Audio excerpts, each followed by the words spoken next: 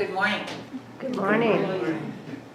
As I was listening to Tamra and thinking about her unborn daughter, listening to the music inside of her being, occurred to me this morning, similar but not quite as eloquent. But I woke up with Jet, my black cat, laying on my chest, right here by my head. And I woke up to feeling his purring, reverberating off the inside of my being. And it was so gorgeous. I mean, I'm always looking for the opportunities to meet God in a place that I hadn't met before. And this morning, I heard the purring on the inside of myself. It's really, really wonderful. Nice way to wake up. I have to tell you that since the girls have given us new topics for the months that we are to speak on, it's been a little challenging. At first, the first one was divine order. I'm like, what am I going to do with that? You know? And today it's like, be? You know, the word, the vibe, V-I-B-E, I am the bee week. And I'm like, what am I going to do with be? So what I decided to do is to bring you, through my heart chakra, the highest vibration of love that I can offer, my musings, my path, my interpretations of science of mind, in attempts to help you when you leave today feel a little better about who you are and what you're doing here. So, as I was meditating on what to do with B, Spirit said, A plus B equals C. And I'm like, wow, that's kind of a fun idea. So play with me today as I lead you through my ABCs. The first one, and I thought, well, where to begin? We're going to start at the beginning. So we're going to go through, in the beginning was the Word was with God, and the Word was God. That's in St. John, the first words in the first chapter. So my first ABC is the all plus beginning equals creation. It was, and these are from Ernest Holmes, but I just thought it was so important that I'm going to share this with you. It was spirit or intelligence itself which had no visible form, but the life principle. It began to create, but how did it move? Where did it get its pattern? From what did it create? Because at the moment it was just invisible form. How did it create the world, and us included? How did we come into being? If we suppose that spirit is the life principle beginning through all manifestation, the cause of all, then we must suppose that it has substance within itself, even though it is what we call invisible. Spirit makes things out of itself through some inner act upon itself. And that must be an act of self-contemplation or consciousness and self-knowingness. And to think that as I was doing this, I was thinking, you know, we are made in God's image and likeness. So therefore, put yourself in this place as you create what's going on in your life by the thoughts that you're generating in your mind using in divine principle, which is we are the sons and daughters of God. We are divine. We have the capacity to use that very same principle, and we do, whether we're conscious of it or not, which is what the problem is. What God knows is, this has been called the Word of God, or the self-contemplation of God. God is pure spirit, or intelligence, and perfect immutable law. He governs the universe with the power of His Word. When He speaks His Word, it becomes law. The law must obey.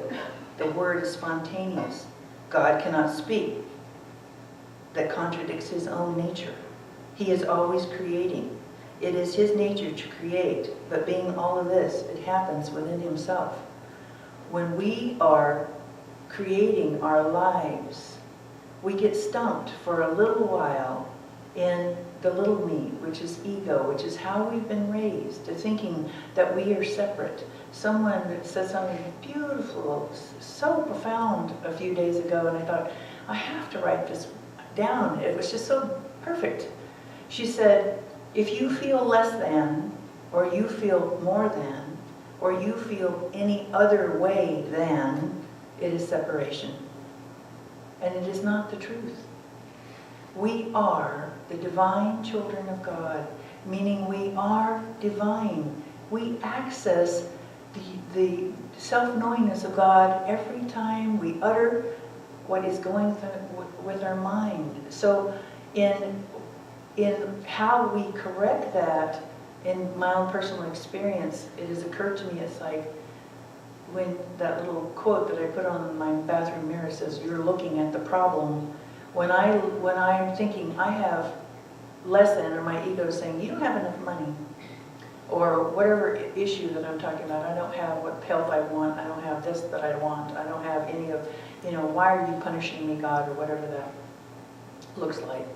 It's like, maybe, since I am the problem, by simply shifting the way that I think, which is what religious science teaches us in the first place, if I come from a place of gratitude, but more than that, I surrender to the fact that the universe has my back, that I always have been taken care of, that I whine and snivel in the moment, but if I will simply look back through my life, or I look at the amount of abundance that's out there in front of my very feet, or how life provides for all of the creatures who don't work. I look at my cats laying in my lap and they don't work.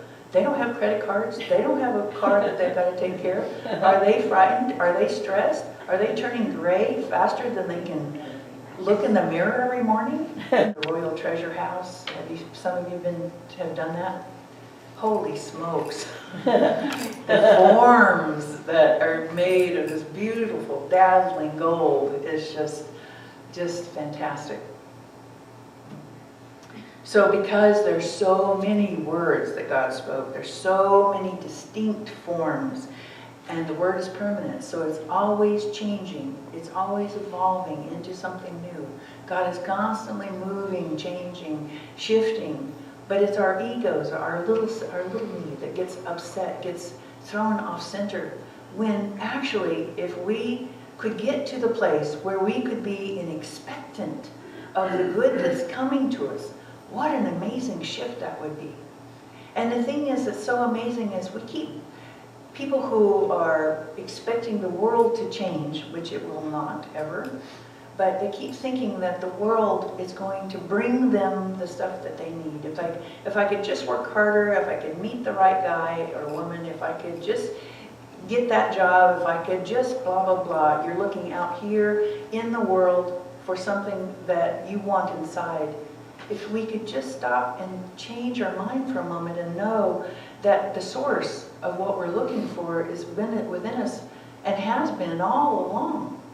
If we could just stop for a moment, do some conscious breathing, get back to now, the peace would be with us instantly.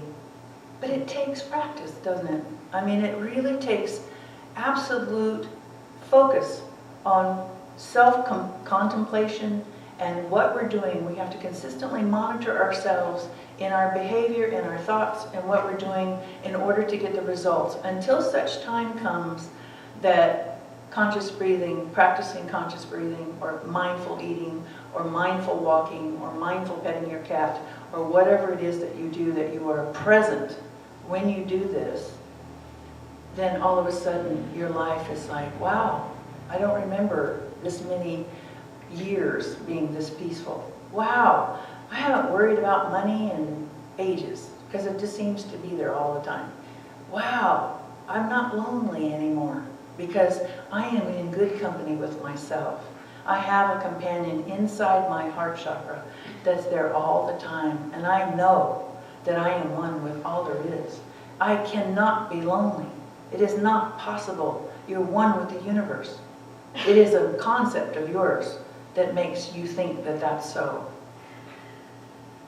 And poor Robin Williams, when I hear of people like that take their life and that they were depressed, I feel so sad.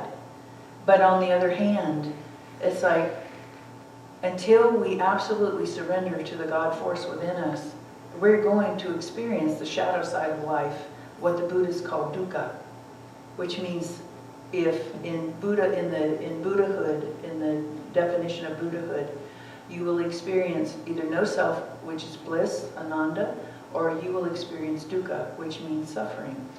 As long as you feel separate, you will experience these things. And the path, the road up the mountain, sometimes detours us into suffering, because that is the motivator to get us to surrender once again to the God force. We're always being guided back to source, because that's where we are. And I don't believe that if God is all there is, He's all that good, then He would not want us to suffer. Unless, of course, it's something that we feel we need. I was sharing with someone the other day that in my past life work that I did with the Light Institute, Chris Grissom says that people show up in your lives as, and the Course in Miracles says this too, as spiritual teachers to remind us of where you're not healed. But when you're on the other side, preparing this lifetime to come in, to continue your path, the people that hurt you the most are the people that love you the most, because your enemies don't want the karma. And people say, are you serious? Are you know, I mean, someone that loves me very much would be willing to hurt me? Only if at your request. Only at your request. When Maggie was having the meditation here with Elizabeth and Catherine Schwenka, Spirit told me that my sister is one of my big concerns at the moment. She seems to be struggling in her spiritual awakening process and suffering a lot and annihilating the family, you know, wanting to be the victim and playing God and all that stuff. And but Spirit told me that she loved me enough to take on the majority of the family dysfunction, which in my family there's quite a bit, to take on the family dysfunction so that I could evolve spiritually. And I have to tell you that really, I burst into tears, and it still is very, very darling to think that the spiritual terms of it is everything that happens out of a motivation for love. But because we are somewhat blinded by the appearance of this life, we don't see the whole story. I think perhaps that's one of the reasons why my Pisces moon is irritating to some people, I'm sure, but I always have the fish swimming in opposite directions, and they'll go, this is the truth. And I go, yeah, but on the other hand, you know, and that's the way my head works. It's like, well, this is what it looks like, but on the other hand, maybe there's more to the story. See if I can find my place.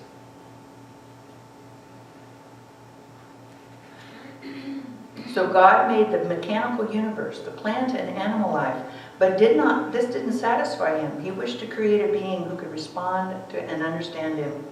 So He created a being who had real life within himself. He could do this only by imparting His own nature to this being whom He called man. And He must make him in His image and likeness.